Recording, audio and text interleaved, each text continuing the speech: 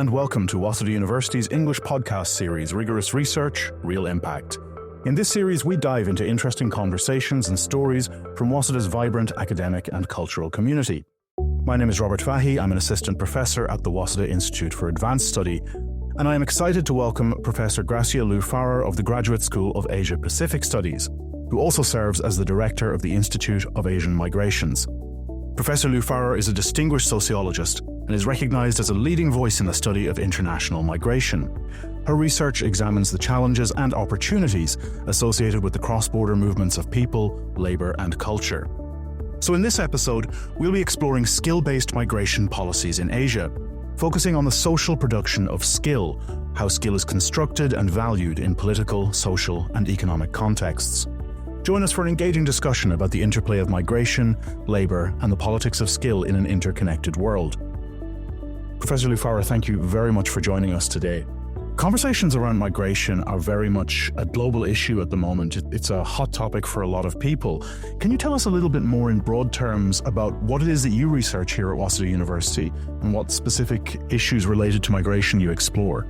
At Waseda University, I research international migration into Japan and also migration in more comparative perspectives. I study why and how migrants come to Japan, how they are educated, live and work in Japan, where they go from here, how their presence impacts Japanese society. When talking about immigration, immigrants, people tend to think about, say, the US, Canada, or Australia. People don't associate immigration with Japan, but Japan right now has increasingly liberal migration policies, and it is important to change our images about immigration and immigrant society. That's what I try to do. And I also try to investigate international migration in comparative perspectives because the field of migration studies has been dominated by North American and Western experiences. I think migration in Asia should be more central to the conversation on migration. For one thing, we have more people on the move in Asia.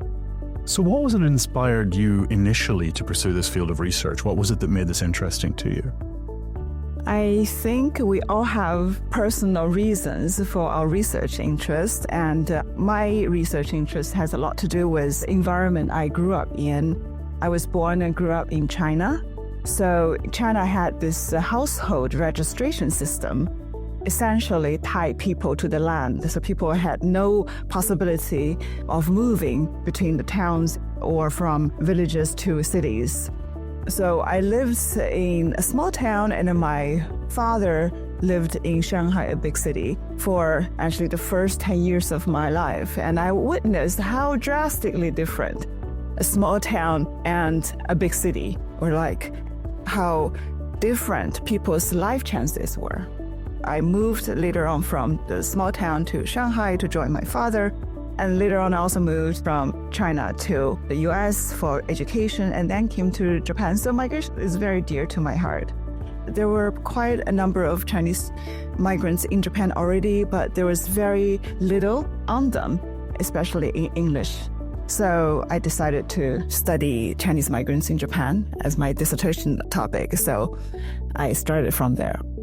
In the work that you've been doing recently, you're talking specifically about skill-based migration in Asia. Could you explain how it is that countries define this idea of a skilled migrant, and how does this shape the migration policies that countries have adopted? Skill-based selection as a migration policy emerged in 1960s and 70s. Among settler countries such as North America and Oceania. It replaces race and religion or nationality-based criteria for migration. I think it emerged because there's this knowledge economy that's rising in 1980s and 1990s, and many advanced economies start feeling the skill shortages. Domestically, labor migrants were frowned upon, but skilled migration was welcomed because they seem to be more valuable to the country. There are two ways of selecting skill. One is human capital based, according to your education credentials. And the other is the labor market skill-oriented selection policy. So depending on the labor needs. So if you have these kind of occupation, these kind of sectors, then you will be recruited to fit into that sort of niche. So I think, speaking as a European at least, that type of skill-based migration seems very natural to me. It seems like what I've always seen around me. How is this different in Asia? What sort of specific challenges, I suppose, or opportunities has this created within the migration sphere in Asia? Some governments, such as the Philippines, India, Nepal, still rely on labor immigration for revenues, right? So recently, because of the rapid economic development of some regions, there are also increased inbound and intra-regional labor migration. So they have to select who to migrate and how they can migrate. So skill selection is very central to Asian countries' migration governance as well. I think the opportunities for Asia right now may be, you can attract more people from outside of Asia because there are a lot of Asian countries that are economically more developed, but at the same time, you can also call back many of the people who migrated out of the countries and now became more skilled or learned a lot of things, and you can attract this reverse migration. And also Asian countries that can also upskill. So it's not just about countries who are developing skill-based migration regimes for inbound work, it's also about how countries are responding in the development of their own labor force to be more attractive overseas. Yes. For example, the Philippines and Indonesia have all been trying to upgrade their workforce, training them so that they will have credentials and eventually they probably will be valued more. At the same time, they could be more competitive, when they're competing with other countries for exporting labor. You mentioned that skill-based migration replaced religion and race as a basis for migration systems. So it's perhaps easy to look at that as being an improvement in terms of being less discriminatory. But you've also in your article highlighted that there are discriminatory practices or roots to this practice. Where did that originate, and how have those sort of discriminatory roots influenced current migration policies? Formerly, many settler countries could use race or nationality as a base to select migrants. For example, White Australia policy was abolished in 1973 eventually, and the very first nationality-based exclusion act was Chinese Exclusion Acts in 1882 in the US. So that sort of policies are no longer possible because especially in the post-war era, we cannot have that sort of race-based or nationality-based discrimination again. It's against human rights, against the principle of democracy. So people start using skill as a criterion, but people do not understand the so-called skill also has this class or race or gender tints in them. First of all, I think it has this strong influence from colonialism, reflects a colonial legacy. There are studies indicating that people tend to see ethnic minorities as, for example, suitable for less skilled jobs. And at the same time, they see white or some ethnic groups are more likely to be professionals or managers. So I think this sort of racial hierarchy that's a legacy of colonialism can still be seen in the contemporary, migration regime. That sort of brings us around to the idea that you introduced that skill itself is a social construction. Can you maybe elaborate a little bit on that idea? This concept of social construction of skill actually was first introduced in the special issue that my colleagues from National University of Singapore, Brenda Yeo, and also another colleague, Michael Abbas, put together. There's an introduction to that special issue called Social Construction of Skill and an Analytical Approach Toward the Question of Skill in Cross-Border Labor Mobility. Basically, we want to use this concept to indicate that skill in cross-border labor mobility and the idea of the high or low-skilled migrants is a concept that's socially constructed by different actors in specific local or national or global contexts. These actors include, say, governments and training institutions or employers or labor brokers, intermediaries, and sometimes individual migrants themselves. What I mean is that oftentimes or what skills they can use are determined in particular political, economic, and social contexts. So people tend to associate migrant workers as lower skilled. And for example, in Japan, there are a lot of technical interns, and they work in the farms and in factories, etc. That doesn't mean that the technical interns are lower skilled and they're paid less and they're doing manual jobs. But some of the technical interns are university degree holders. So we never think of these people, how much skill they actually possess. We only see them in the roles. So in that sense, I think, skill is a social perception, a socially engineered, has nothing to do with what individual people actually possess and what they are capable of doing. And also when you watch skilled workers in factories in agriculture, they're doing things that us PhD holders would never be able to do. No, I cannot put two pieces of wood together. Well, carpentry, something like that, of course, is incredibly skilled. Yes, I couldn't even assemble an IKEA furniture. So I'm also kind of thinking, I know that there's an example historically that computer programming started out as something that was done mostly by female secretaries and was therefore considered relatively low skilled and was low paid. And at some point it transitioned into being a primarily male profession and became one of the most highly paid professions in the world. Interestingly, you mentioned that because the secretarial jobs used to be male jobs. They were respectable, well-paid jobs, right? They can feed families. But later on, when the women started becoming typists and secretaries, and all of a sudden it became very routinized jobs and become low-wage jobs. There's a downgrading of that sort of profession as well. And the care work and a lot of women jobs and immigrant jobs just become regarded as less skilled and are actually paid less. So how do these sorts of misperceptions or misconceptions around what constitutes skill actually come to impact migrant groups within Asia or specifically within Japan? Yeah, people take for granted if these people are in the low-skilled jobs, and they're definitely low-skilled, without thinking what these people are actually capable of doing.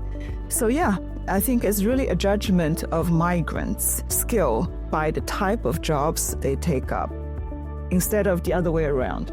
Judging the migrant skill, then see if we can give them the jobs that matching their skills. We talked a little bit earlier about how there is a process of skill production within countries as well as an attempt to regulate migration using skills. So you have governments and private institutions that are producing, brokering and regulating labor for skill export, and this was treating their own human resource as a skill export. Has this also resulted in issues within those countries where you're treating your own workforce as an export commodity? Yes, many Asian countries rely on labor export for revenue, right? And some of the countries, actually, the remittances and a very large share of the GDP. The issue is who bears the costs. For example, in the Philippines, the government advocating their labor. Filipinos have a good nurses, have a good hospitality workers, have a good pilots, etc. This is a research done by a colleague called Yasmin Ortega, and she found out that students and families have to pay for such education in the private institutions and universities.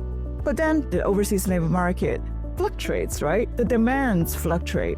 Some countries all of a sudden think, oh, we probably don't need so many nurses from overseas. Then they cut down the intake.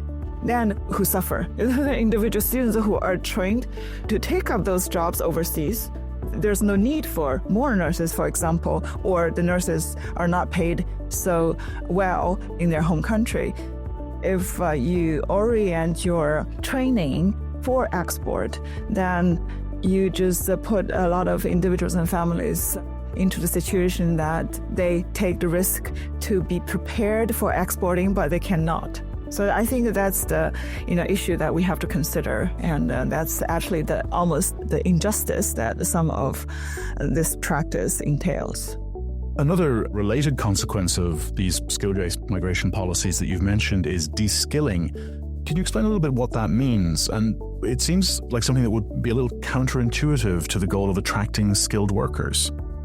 By de-skilling, we mean that when people move to other countries to work and a lot of skilled workers, people who have skills to begin with, do not improve or acquire skill in the destination country. Instead, they experience skill downgrading or they just lose skills. As we know that a lot of times educational skill credentials are not recognized by destination countries and they do not get to take up the positions or the jobs that their skills actually were trained to do. Well, it's kind of wasteful, isn't it? Because you have countries that are trying so hard to import skilled migrants and then they're not actually using their skills. Yeah, because there are a lot of institutional barriers. For example, a lot of medical or legal professions, they have to have this host country credentialization in order to recognize other people's training and education to be able to practice. So people don't get to take their skills and work in another country. Sometimes it's just discrimination. You just see these people maybe talking about their lacking soft skills, right? It's a real more cultural kind of skills, and they just don't give them the kind of positions or jobs that their education actually could allow them to do. When you look across the totality of the situation with regard to migration in Asia, what sort of unique challenges do you think are faced within this region? Whether that's to do with the economic disparities between countries we see here, or gender considerations, or other issues that perhaps are specific to migration in Asia and that we might not think about so much in Western countries. I think in Asia there is a very distinct pattern of migration, which is a temporary labor placement. This is not something that people in North America or in Europe oftentimes think about.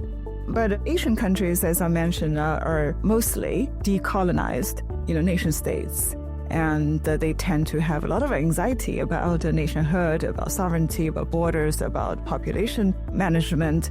And they tend to be more wary of, say, immigration, population mobilities, and many of them, both domestically and internationally, want to bound people to the land so that it's easier to control. So obviously now the Asian countries have an imbalance of economic development. Some regions are more advanced than others. And also some regions, especially advanced economies in Asia, also have population aging and low fertility rate and labor shortages. So they demand labor, but at the same time, they're anxious about having a lot of foreigners in their country, and they rely on this temporary labor placement. So use them and dispose them. Oftentimes in Japan as well, in Korea and other countries, people are on contract all the time. And after contract terminates, the visa terminates. They don't have the opportunity to stay. I think this sort of a situation really easily leads to de-skilling, as we talked about, because it's just a 3-year contract. People don't get to develop their skills sufficiently. And then once they develop skills, the contract terminates, they have to leave, right? And oftentimes these people who come to work for 3 years, they probably have a different skill sets, and they never got to use those skill sets in the host country. When they go back to the home country, they don't get to use the skills they develop in the home country. Supposedly, there should be, for example, Japan's technical internship, but the reality is they don't, because they see this temporary labor placement as a way for economic gains. And the government, the employers all see them just as temporary labor. So I think this is a situation in Asia which leads to a lot of de-skilling, leads to a lot of underemployment, and also leads to oftentimes labor abuse as well, right? You have a very restrictive labor regime as well as migration regimes.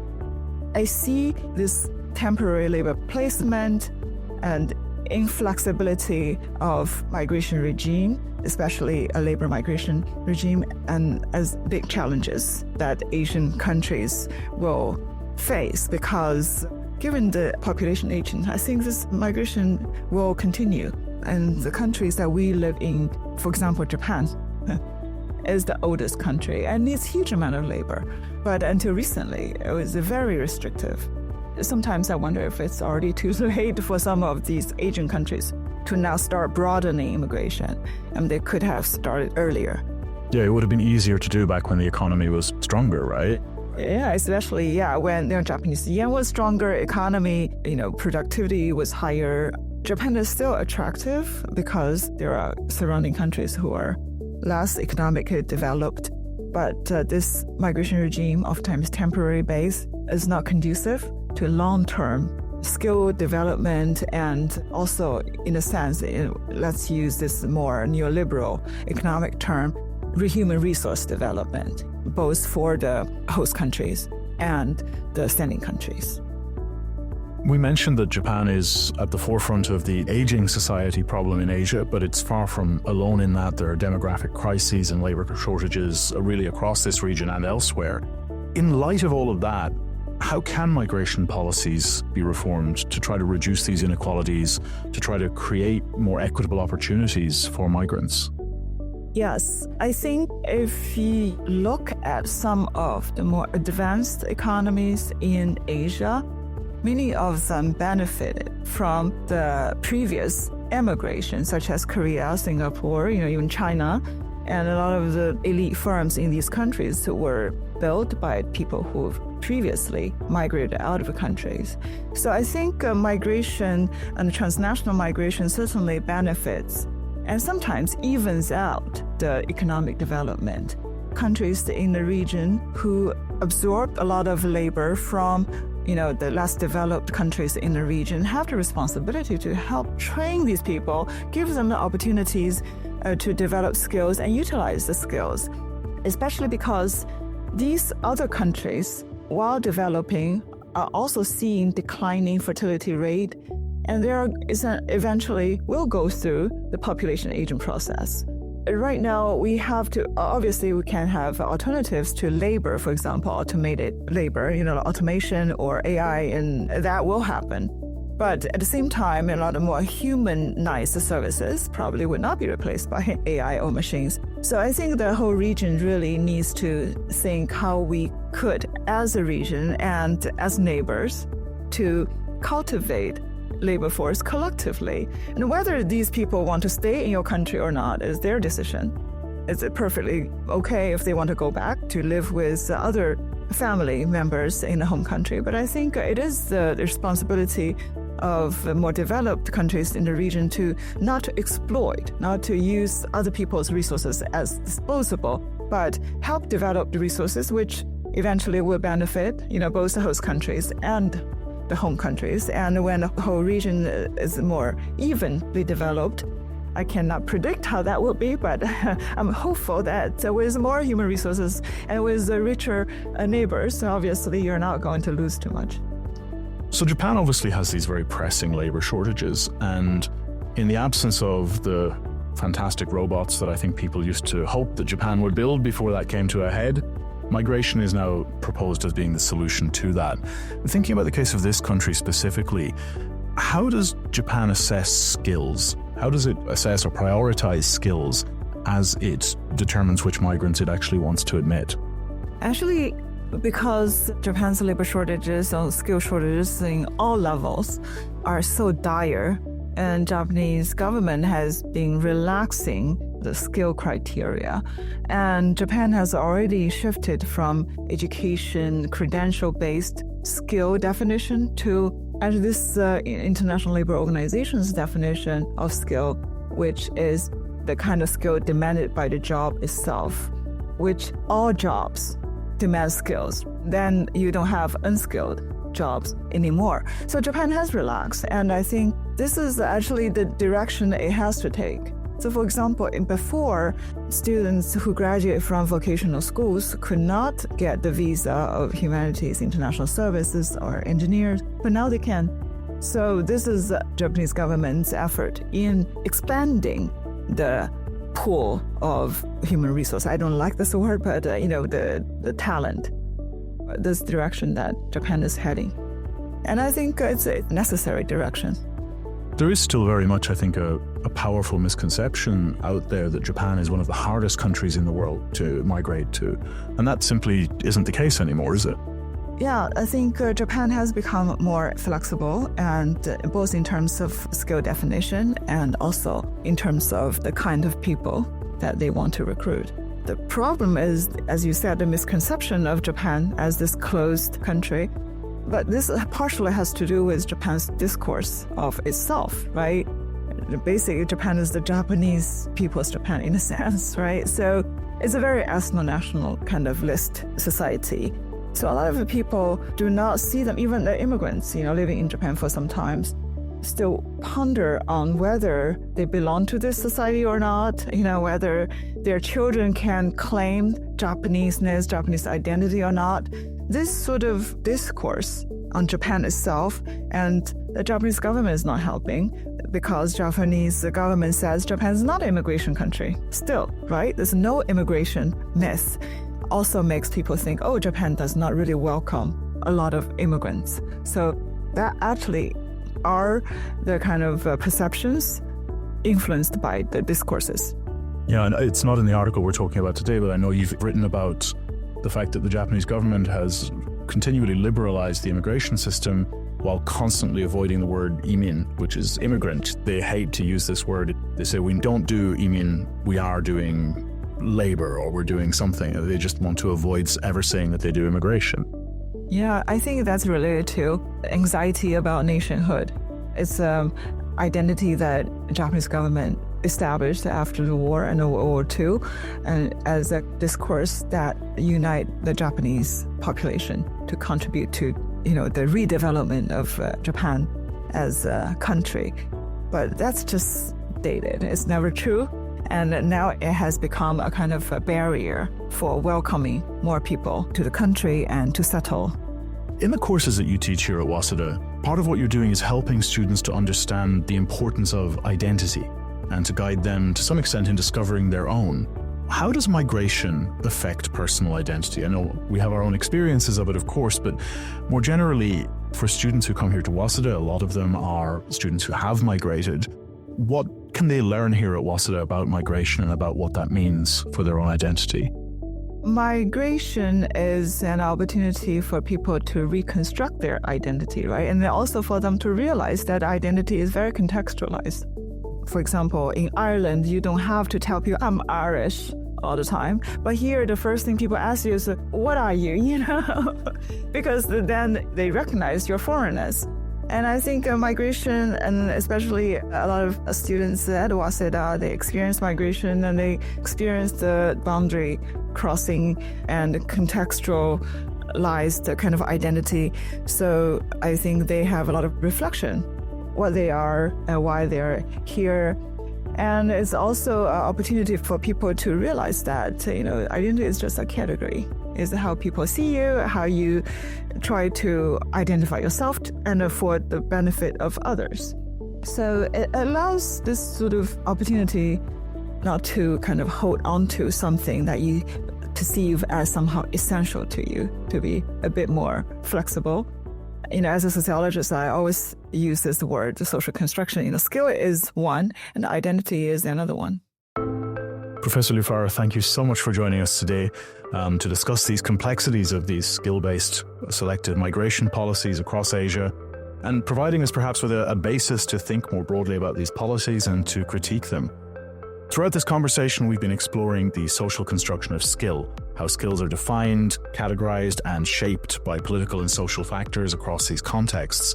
So we hope for you, the listener, that this conversation has helped you to understand the challenges related to skill-based migration, the biases that exist in current policies, and the actions that are needed to create fairer migration systems in the world in the future. For more such stories and insights from the corridors of Waseda University, don't forget to subscribe and tune in to the next episode on Rigorous Research, Real Impact. Until then, take care and stay curious.